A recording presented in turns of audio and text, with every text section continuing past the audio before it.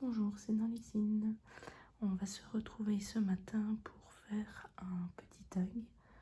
Donc il est relativement tôt puisqu'il est 6h27 du matin et qu'on est dimanche 17 septembre. Pour un petit peu changer, puisque vous voyez beaucoup de vidéos sur ma chaîne pour le montage de maquettes, mais dans mes avancées, il y a beaucoup de points de croix. Je voulais un petit peu faire une vidéo d'avancée de points de croix ensemble. Voilà, vous avez le temps de voir les informations. Hop. Et donc là pour l'instant, tous les petits personnages sur le pourtour sont faits. Peach et Mario aussi. Et là je suis en train de terminer Luigi. Donc il ne me reste plus que le bleu à réaliser. Hop. Et ce sera plus simple pour papoter. Je ne devrais pas regarder mon patron puisqu'en gros je dois remplir la zone. On est accompagné, je ne sais pas si vous l'entendiez, mais j'ai un chat sur les genoux qui vient faire des petits câlins et qui fait des gros ronrons.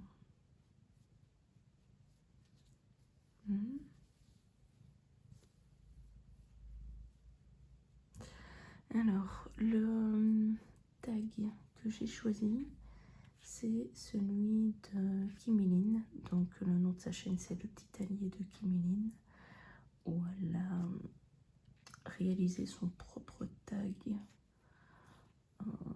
Ça date de quand? Du 1er juillet 2023, donc il n'est pas si vieux que ça. Et c'est justement sur le point de croix, donc ça tombe bien.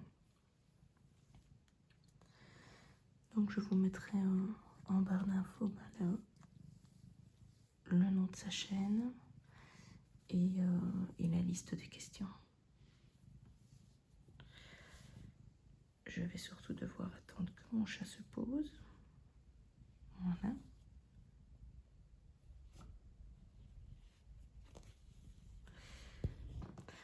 Donc, première question.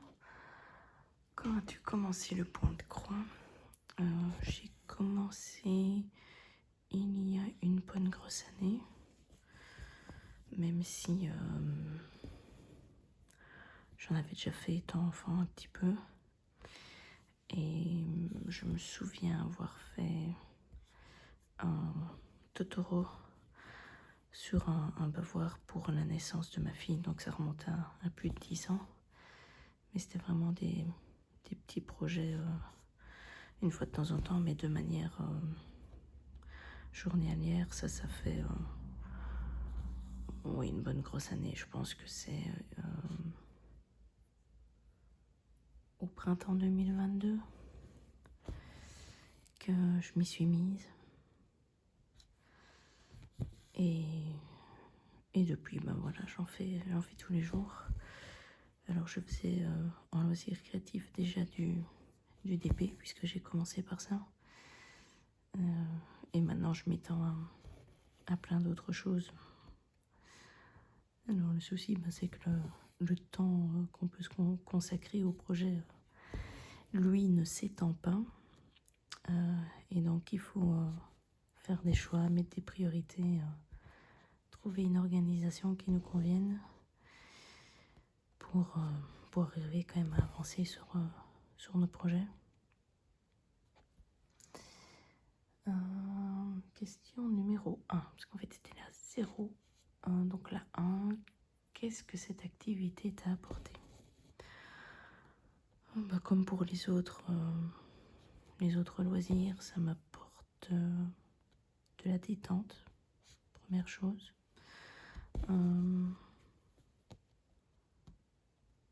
La satisfaction de réaliser quelque chose, même si pour le point de croix, je trouve que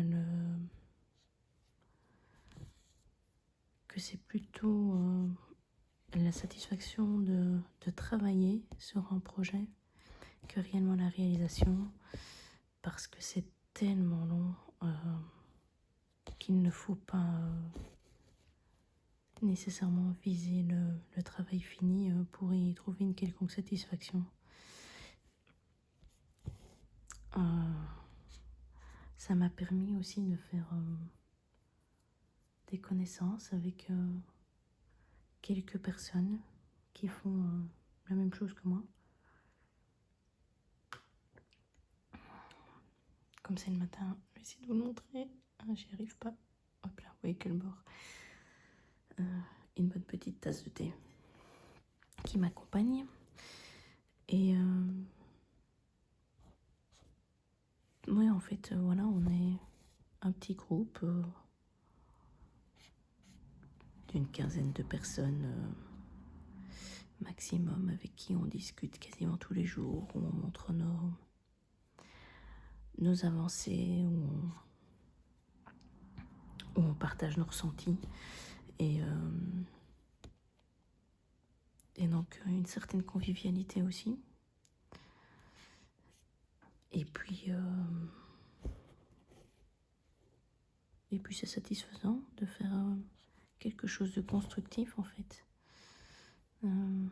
Rester la soirée devant ma télé en trouvant qu'il n'y a rien au programme, c'est pas trop mon truc. Rester à rien faire non plus.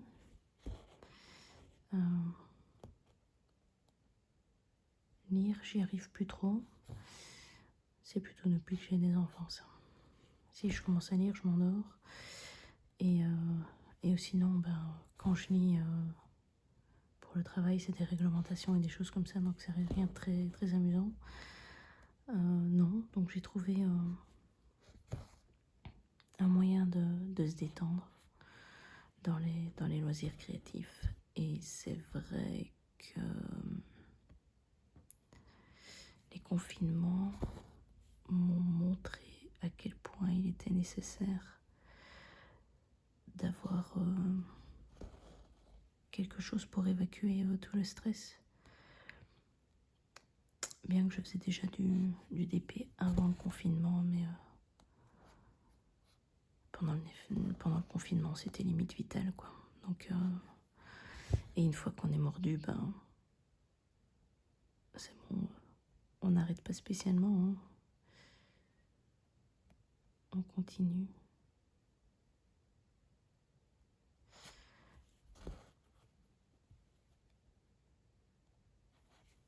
Alors, question numéro 2. Préfères-tu le point compté ou estampé? Alors, c'est pas compliqué, j'ai jamais fait d'estampé. Et ça ne me tente pas du tout. Ça ne me tente pas parce qu'avoir plein de couleurs différentes et des sigles sur une toile, ça me paraît pas agréable aux yeux. Et donc, je sais pas, déjà d'aspect comme ça ne m'attire pas. Et puis, je suis pas du style à foncer sur des choses que je connais pas. Donc j'ai regardé pas mal de vidéos où on voyait des unboxings. Et puis surtout ce qui m'intéresse, c'est les réalisations. Et quand je vois à quel point ça peut être la loterie, ça ne m'intéresse pas du tout. Parce que si je prends l'exemple des chambres communes, il y a des images assez jolies qui représentent les salles communes. Et quand je vois le résultat en estampé, bonjour la catastrophe, en fait on reconnaît même pas les choses. Il y a même pas de point arrière qui est à la base prévu, je pense, dans ces kits estampés qu'on peut acheter. Et quand je vois le temps que l'on met pour faire un point de croix, moi je serais tout simplement dégoûtée en fait Attention, je me retourne juste pour fixer mon fil. je serais juste dégoûtée en fait de passer autant de temps et d'avoir un résultat aussi laid. Parce que là, c'est pas l'image qu'elle est, c'est vraiment la conversion. Alors que si on prend le patron en point compté, c'est juste magnifique en fait. Donc ça ne m'attire pas quand je vois ce genre de déconvenus qu'on peut avoir. Et à contrario, j'ai vu d'autres estampés qui au final donnent très bien. Mais alors il faut plus des images où il y a des zones de couleurs, des aplats. Donc on va dire, on aura plus vite ça avec des images style personnage, comment dire, style dessin animé, enfin je veux dire de ce style-ci justement, ce type de patron pourrait très bien être en estampé, ce serait vraiment pas un souci. En fait, on arriverait à un résultat relativement joli. Mais voilà, le fait que c'est une loterie et le fait d'avoir toutes ces couleurs sur les toiles comme ça ne me tente pas. Et comme ça ne me tente pas et que j'ai plein d'autres projets à faire, je vais pas me forcer non plus. Donc voilà, je reste sur du comté. Je ne dis pas que j'en ferai jamais, hein, parce qu'on sinon c'est quand on le dit que finalement on se fait happer par le truc. Mais voilà, pour l'instant c'est vraiment pas quelque chose qui m'attire. Question numéro 3. Préfères-tu les kits ou aimes-tu choisir ton support et tes fils toi-même?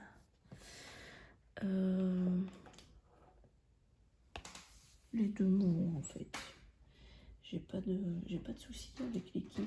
J'ai fait le Totoro qui maintenant est fini. C'était un kit.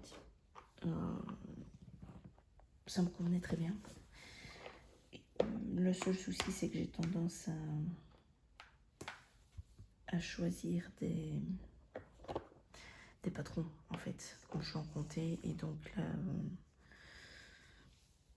là à partir du moment où c'est un patron bien spécifique et non un kit, ben je vais le quitter moi-même.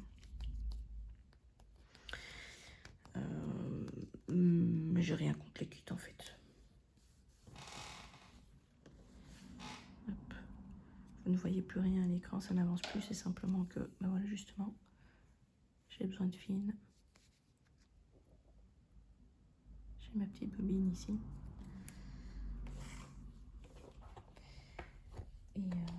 Et ma boîte. Hop.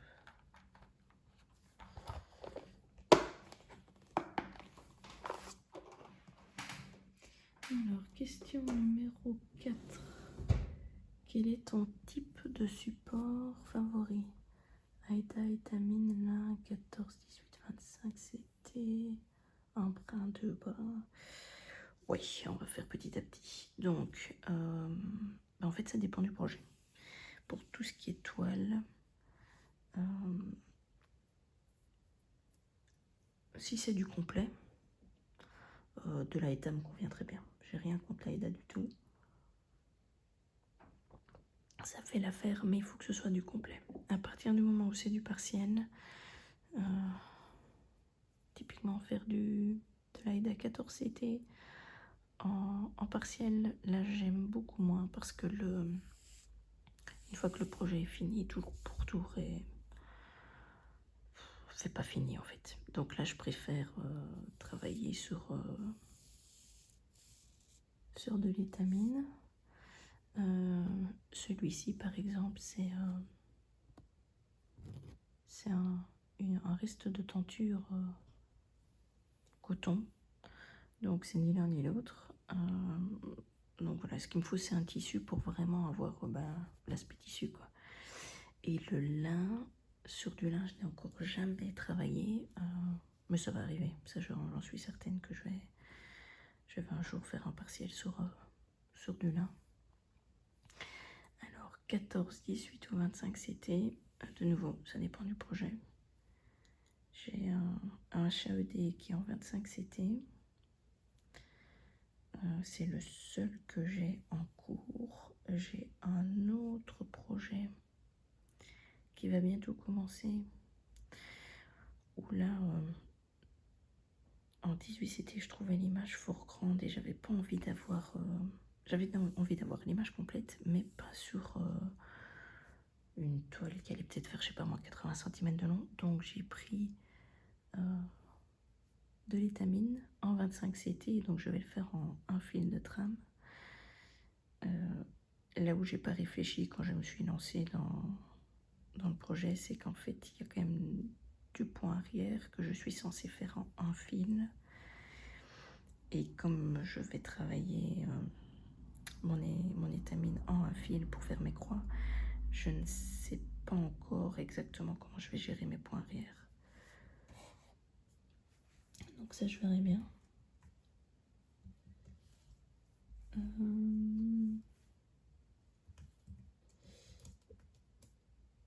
J'ai mon écran qui s'est mis en veille, je vois plus les questions.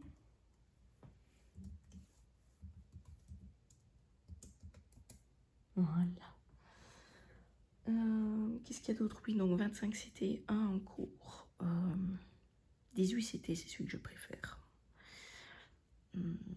C'est celui que je préfère parce que je trouve que j'aime bien le résultat en fait. Et c'est moins fatigant que le 25. Et alors tout ce qui est 14 CT, je l'aime bien quand je suis sur un projet complexe. C'est-à-dire que j'ai fait une sorcière de Chibuor où il faut encore que je termine les points arrière. Il faudrait que je me remotive à les faire un peu. C'est très joli, le rendu est vraiment très beau, mais c'est d'une complexité pas infaisable, mais voilà, il faut déjà bien se concentrer sur le patron, sur le type de croix avec les petits points et tout ça. Voilà, c'est pas bêtement faire des croix en fait. Et donc là, oui, le 14, c'est beaucoup mieux que du... Je vais pas en plus rendre la chose plus complexe en faisant quelque chose de petit.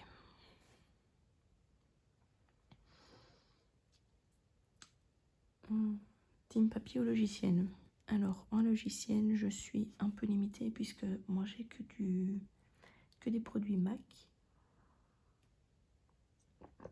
Donc, clairement, c'est du Cross Stitch Saga. Et je ne choisis pas mon patron pour voir s'il est compatible Saga ou pas. Je choisis mon patron suivant ce que j'aime.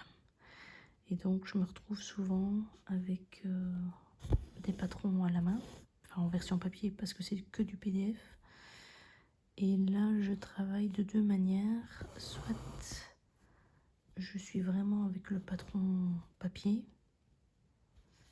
comme pour ce projet-ci, ou alors j'utilise ma tablette quand les patrons sont très petits. Et comme ça, je zoome avec et je barre aussi tout ce que j'ai fait sur ma tablette à ce moment-là. Mais l'application Cross Stitch Saga est vraiment très très très agréable. Sims brodu uniquement avec des DMC ou assimilés, ou choisis-tu d'incorporer des fils teint et main? Les fils teint et main, je n'ai encore jamais fait. Et donc je suis avec du DMC, plutôt du assimilé on va dire, puisque moi mes fils, je les achète sur AliExpress. Et la qualité me convient très bien. Et comme je les achète toujours dans la même boutique, j'ai aucun souci en fait pour mes teintes et la correspondance DMC. Donc voilà. Mais un jour, je suis sûre que j'aurai des fils variations et que je m'amuserai à faire un projet avec. J'ai un petit peu de métallique que j'ai retrouvé, mais que je n'ai encore jamais intégré dans mes projets.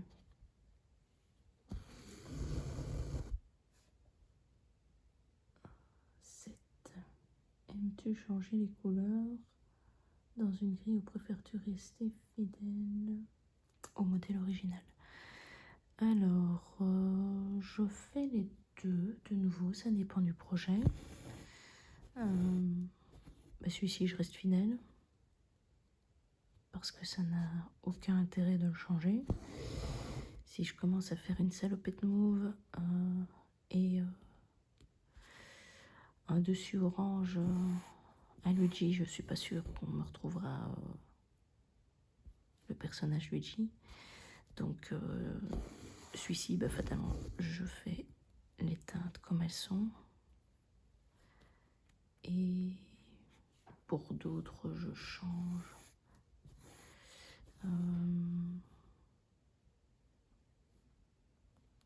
C'est plus quand c'est quelque chose d'abstrait, où là je peux faire suivant des gammes de couleurs que j'aime bien.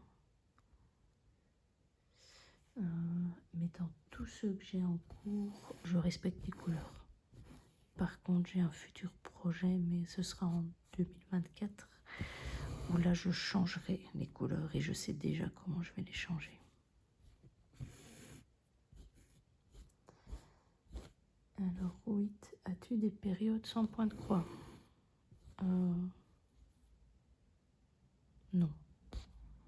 Non, et je dirais pas encore. Parce que là, ça fait une grosse année que j'en fais. Donc sur cette période-ci, ça ne m'est pas arrivé.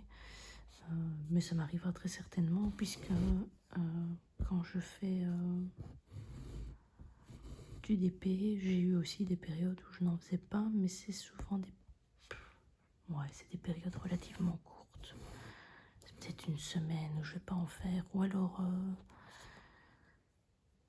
je vais pas en faire parce que je vais partir 2-3 jours et que je sais que j'aurai de toute façon pas le temps d'en faire, donc c'est pas vraiment des pannes. Et de toute façon, je vais faire des loisirs créatifs sur ma journée, soit tout le matin comme maintenant, soit en soirée. Ce sera peut-être pas du point de croix, mais ce sera des maquettes, du DP, enfin peu importe. Mais rester sans rien faire, non. Non. En tout cas, pas assimilé à une panne parce que je n'en ai pas envie. C'est plutôt parce que je n'en aurai pas l'occasion ou parce que je serai trop fatiguée et puis ça va durer qu'une journée, mais le lendemain je m'y remettrai. Donc voilà, je pense que les pannes réellement, non. Et j'espère bien ne pas en avoir parce qu'honnêtement, ça voudrait dire que je passe à autre chose. J'ai pas envie.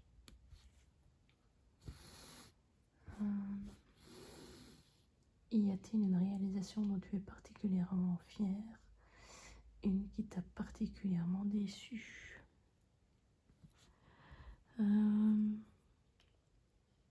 Particulièrement fière.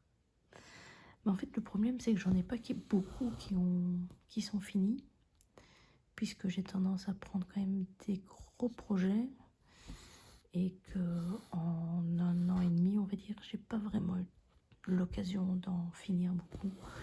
Donc j'aime bien les projets que j'ai finis, mais je pense que ceux à venir, j'en serai plus fière quand j'aurai justement fini un gros projet. Donc je les aime bien, mais je n'en suis pas extrêmement fière. Et en point de croix dans les projets que j'ai finis, il y en a aucun qui m'ont déçu. Il y a peut-être des choses où je ne ferai plus pareil. C'est-à-dire que, voilà, typiquement, un partiel sur une AIDA 14, non, ça je ne ferai plus. Pourtant, je l'ai fait. Mais justement, ça m'a permis de voir...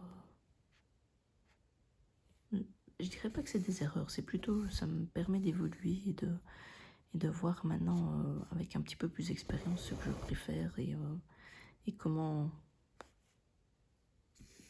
ce qu'il faut faire attention avant de commencer un projet pour avoir le résultat qu'on espère au final.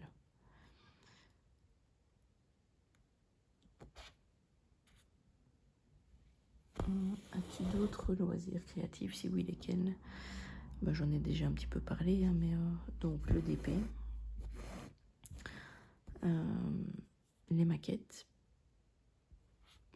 Je fais un petit peu de colo, pas énormément, mais une fois de temps en temps, j'aime bien en faire un. Et là, pour l'instant, j'avais acheté quelques crayons et marqueurs, et en fait, je suis plus attirée par les marqueurs.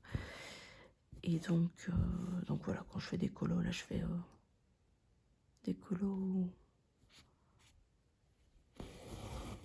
au marqueur à l'alcool.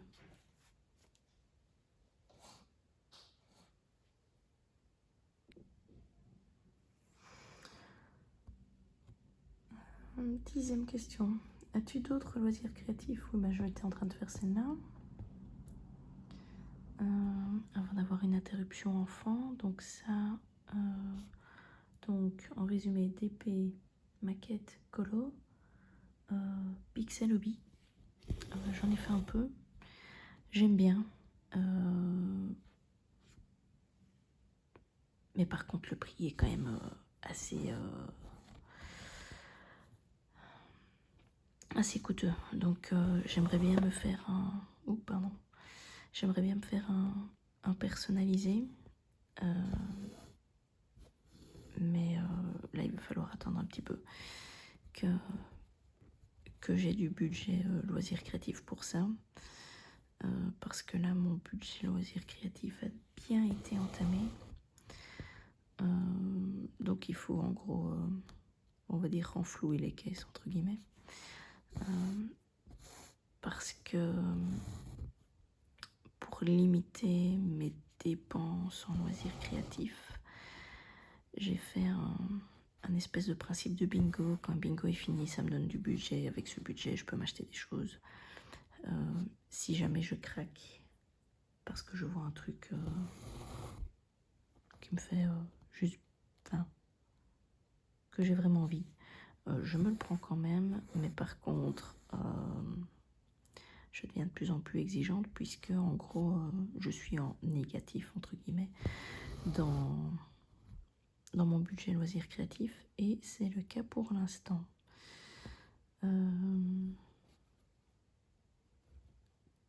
Donc le principe de ce bingo là, c'était surtout de faire ça pour se dire ok, je peux acheter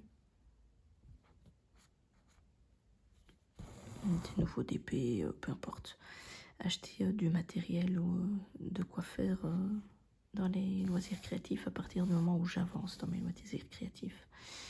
Parce que si je ne fais rien et que j'achète, ça n'a aucun intérêt. Et à un moment donné, j'ai plus acheté que ce que je faisais. Et donc le but, c'était un peu de freiner ça. Et cette histoire de bingo fonctionne pas mal. Je vous ferai peut-être une autre vidéo, mais pas tout de suite, pour vous expliquer un peu mon principe. Alors, si tu pouvais, quel conseil donnerais-tu à ton toi du passé et à ton toi du futur? À mon moi plutôt du passé, de commencer bien plus tôt en fait.